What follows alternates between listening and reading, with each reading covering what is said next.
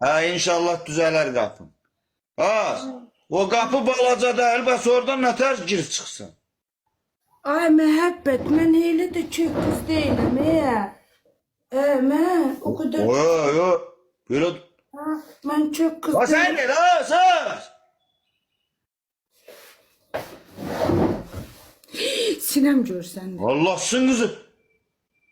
Ha ver sana. Bəs sən mənə şər yıxırsan.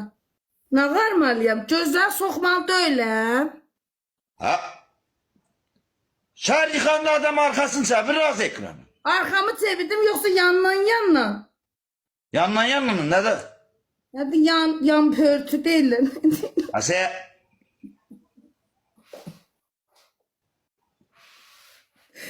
Avırsız.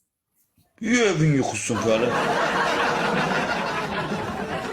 Ha yer git bana öz adamsın.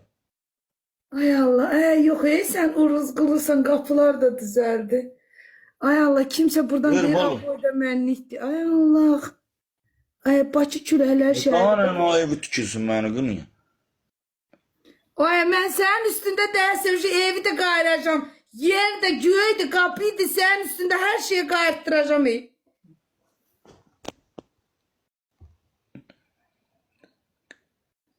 Qızlar, mən sizə buradan bir böyük baş kimi deyirəm. Heç vaxt açıq-saçıq geyinməyin. Olmaz. Kişilər bağlı qızları sevirlər. He ye sen her şeyi bilirsin.